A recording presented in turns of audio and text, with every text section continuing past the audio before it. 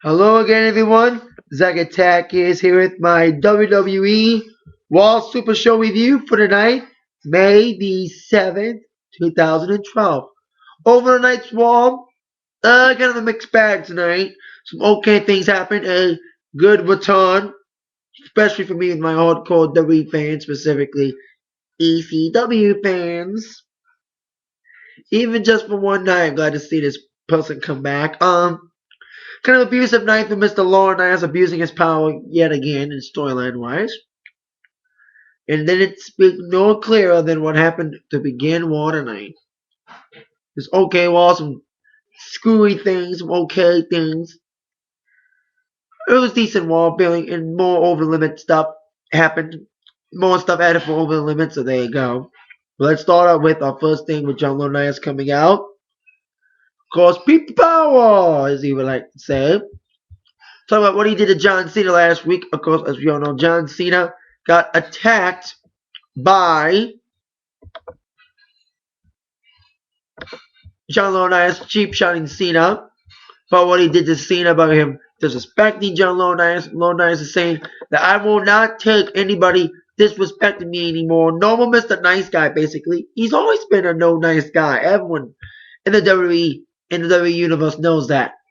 Because we saw examples of his power. Cena not being there live, he was there via satellite. Cena did mention when it was his time to be interviewed, he did say he's got some injury problems, his rear and storyline injuries. But John Cena claims he will be at Over the Limit to wrestle John Laurinaitis in what would be a stupid matchup. Kind of silly. Probably more sillier than the Jerry the King Lawler Michael Cole feud. And I mentioned this last week. Stupid that John Laurinaitis pussied out of matches with CM Punk over the last couple of months when they had their little feud, yet he's taking on John Cena. Well, here goes Punk. And interrupting Mr. Laurinaitis, talking about him being a tool. Basically, everything that John has been called a douchebag, a jackass, basically calling him names. Pipe bomb exploding once again. John Laurinaitis abusing power again in his little storyline.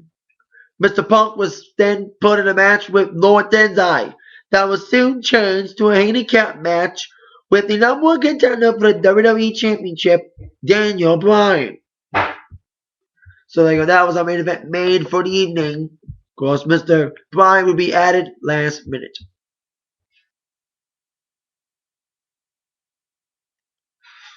And also Laurinaitis. Laurinaitis saying he's a big star in Japan. Well, Johnny Boy ain't no star at all. Everyone knows he's been living up the coattails of his brother, Animal. So, there you go. While we wait for Punk against Daniel Bryan and Lord Tenzai in a handicap match, it was on to our first match. Or I like to call our first segment. Big Show taking on Cody Rhodes in a rematch for the Intercontinental Championship. Before the match, Big Show made fun of John Laurinaitis. Eve would get involved later on after the match. But this match, like I said, it wasn't even a match. It was a segment. Big Show took control, but then Cody ran out of the ring, went off with the IC Championship, and got counted out. It was like it's not even like a minute. Like 90-second match. Big Show beat the crap out of Cody in a few little moves. Then Cody spat out. After Big Show attempted to knock him out with the weapons of mass destruction, that's when Cody spat out of the ring and got counted out. And after the match, Big Show was wanting Cody to come back out, but here comes Eve. Eve heard Big Show making fun of John Laurinaitis, and like John Laurinaitis said in the beginning of the show, he wasn't going to take anyone making fun of him or anything to take control. So Big Show was forced to apologize by Eve, and his apology was not accepted quite well by Mr. Laurinaitis and Eve. With a little help from the stars from Common Law, the new USA show, the cheap plug, they always plug things for USA Network. They tried to get some investigation. They made fun of John Laurinaitis too, with Big Show involved, and Eve was not too happy. So he could see Big Show in some silly scenarios, probably more sillier than Miz's scenario, which I'll get to in a moment when I talk about Miz and his match. In the continuing downward spiral of the Miz. So there you go. Big Show probably be in some silly movies. Now on our next match, which was a one-on-one match as one half of the new WWE Tag Team Champions, Kofi Kingston, with R-Truth in his corner, took on the show-off Dolph Ziggler with Jack Swagger and Vicky Guerrero on the corner. Because Vicky and Jack got really involved in this matchup. The matchup was a decent matchup. Kofi and Dolph are very athletic, high-flying guys. You know what I mean? And decent matchup, kind of back and forth matchup. Kofi had control, but Jack Swagger and Vicky Guerrero got both involved. Jack got punched, but then it was after Vicky's distraction that Dolph really capitalized and got the zigzag 1, 2, 3. Dolph Ziggler pinned one of the WWE Tag Team Champions. Pinning champions will be a concurring theme this evening, as 2 more champions were pinned. And I'll get to that when I get to their respective matches. But speaking of champion who did not get pinned in her match, on our next match, the Divas Tag Team match, as Layla teamed up with Kelly against Natalya and Maxine. Beth Phoenix was at ringside. Of course, Beth Phoenix will be getting her long-awaited rematch for the Divas Championship after being initially taken off the match against Nikki Bella last week at Extreme Rules, replaced by Layla, will face Layla for the WWE Divas Championship. It was basically a blink and miss match. Like, I looked away for 1 second and the match was over. It's kind of another quickie Divas match. Layla got the victory of their neckbreaker on Maxine. Let's move on to our third match. I mentioned champions getting pinned tonight. Well, that was the theme in this match. Chris Jericho teaming up with Alberto Del Rio to take on Sheamus and Randy Orton. Now, at the time of the match, it was supposed to be Sheamus against Alberto Del Rio. Well, this match changed everything for Over the Limit. This tag match was a okay matchup, decent matchup. Alberto and Jericho really double team on Orton's arm, Sheamus' arm too. They both did some okay double teaming. Orton came in like a house of fire. Was really nailing everybody. He did nail an RKO on Alberto. But Sheamus was supposed to take full control of the match, dominating the match with Jericho, ready for the crow kick. This is how the ending went. Crow kick set up for Jericho. Jericho ducked it. Sheamus kicked Randy Orton inadvertently.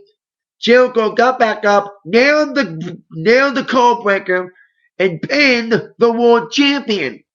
Orton was not happy about the accident. Accident or not, Orton's a Viper. He doesn't take anything lightly. RKO to Sheamus.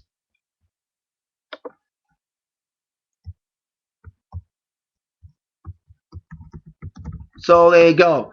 I'm actually chatting as I make this recording to another WWE fan who's kind of mad at Laurinaitis for what he's doing in the storyline. So there you go. Speaking of Laurinaitis, that's what happened after the match. Jericho came in screaming at Laurinaitis, running a title match. And all 4 guys, Orton, Sheamus, Alberto, and Jericho got into a huge brawl backstage in John Laurinaitis' dressing room. His office, should I say. And like I mentioned, the match between Sheamus and Alberto Del Rio that was set for the world title at Over the Limit has been changed because of that tag match. It will now be a fatal 4-way for the championship, adding Orton and Chris Jericho. Jericho's getting another shot at the title. It's kind of like weird that Daniel Bryan was in a feud against Sheamus for the world title. Now he's facing up against CM Punk for the WWE title at the next pay-per-view Over the Limit. And Jericho's now facing Sheamus with Alberto, Orton, and that's it. So that should be an okay matchup for Over the Limit. So we got 2 matches made, a women's title match, Divas title match, and of course the fatal 4-way. So there you go. Now on our next situation, I mentioned this in the beginning of the show. Continuing the downward spiral of The Miz. Miz, of course, even if he had a little spotlight on him, winning for Team Laurinaitis at WrestleMania, he's been down a downward spiral since. Although defeated Zack Ryder a few weeks ago, he lost to Santino not once but twice last week at the pay-per-view pre-show and on Raw. His spiral continued as he faced off against Brodus Clay tonight. Now, The Miz did have some offense against Brodus Clay. he did look like okay guy against them. He was looking to kind of teasing the fans and teasing Brodus about being the first guy to beat him, but the big Funkasaurus with big crowd support, I'm starting to like his gimmick. You know, if you watched my Raw review when Brodus debuted the Funkasaurus, I wasn't too keen on the gimmick at first. I've kind of, like everybody else in the WWE Universe, has grown to love the gimmick for its flaws and all. Still kind of fun, gimmicky, adding some more comedy relief along with Santino and my boy Zack Ryder. But Brodus got the Brodus splash 1, 2, 3 victory over Miz. As the Miz took real control, Brodus, like I said, got back up. He got the victory over Miz, continuing his downward spiral with the Funkadactyls, whatever they call themselves. Cameron and Monique dancing after the match. I don't think Brodus will win any major titles, but at least Brodus is fun while he's here. Yep. Funkadactyls, that's it. With the Funketeers, as they like to call them. What if Disney's suing them? Because Mouseketeers, Funketeers. There you go.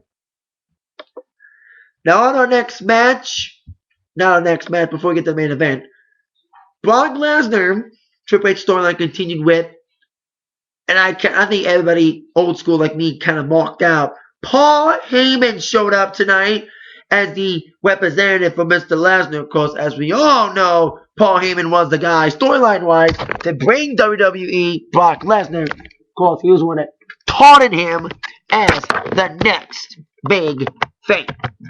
Now, Heyman came out saying Brock Lesnar got an invitation to show up, but declined to show up. So Brock Lesnar sent Heyman out there to say that he felt betrayed. Of course, there's been a lot of backstage stuff about Brock Lesnar feeling betrayed by WWE about the ending.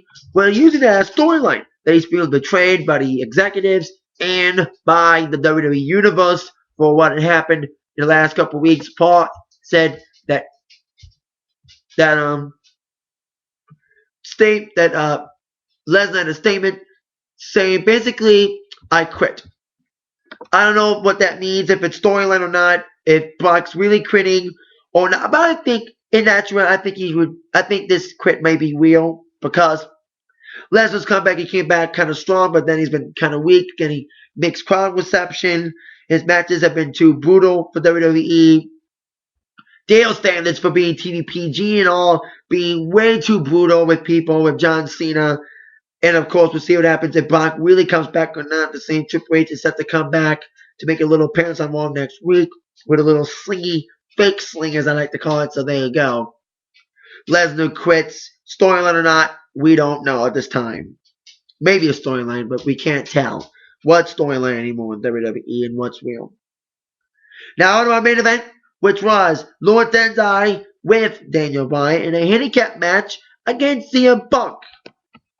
Now I mentioned, like I said, a lot of champions got pinned, with Kofi getting pinned by Dolph Ziggler.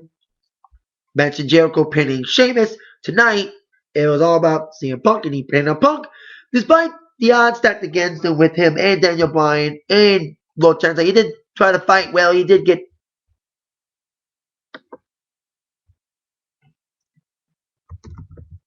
and Punk did his best by trying to add GTS Bryan, but Tensai got involved, aka Albert. Daniel Bryan got involved. He interfered during the Punk elbow, which led to Lord Tensai to use the green mist once again. Instead of spitting in the eyes, he's been doing it. I think he did his last week. He spit the green mist in his hand. Basically, choked out Punk with it.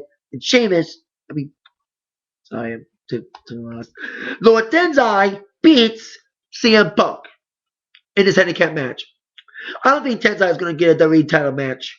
I don't think he deserves one in my mind. It's just too. He's like Brock Lesnar. He just beats people up. He's just too kind of brutal. But he's getting big heel pop. Same with Mr. Daniel Bryan. After the match, Mr. Bryan put the yes lock not once, but twice. Referee broke the first one, but he got back on it. Sending a matches to CM Punk, heading towards their match at the Over the Limit match. Is Daniel Bryan very confident? Yes. Will he face Punk? Yes. Do I think Punk's gonna retain over Bryan? Yes.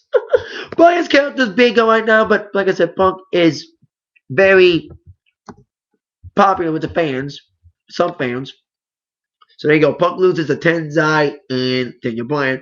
Kind of a mixed bag. Raw kind of power hungry. John Laurinaitis dominating tonight with his power, with CM Punk getting pummeled by Tenzai and Daniel Bryan. Big Show having to apologize. It was kind of silly. The match between Cody Rhodes was silly. Silly ending. That was only the Divas match and the Cody Rhodes Big Show were the two silliest things of Raw tonight. And seeing Paul Heyman, one night only not. Seeing Paul Heyman back in WWE was pretty cool. I did hear some ECW chants, but like Brock Lesnar, he got a good pop coming in, but he had to act all heelish and got booed out the building by acting heelish. So there you go. There you go. That's my WWE Raw Super Show review. I hope y'all enjoyed it. Comment your thoughts on the show below. Thank you very much for watching. This is the Zach Attack here. Y'all been attacked by the review from Zach. Thank you very much. See you all later. Yeah.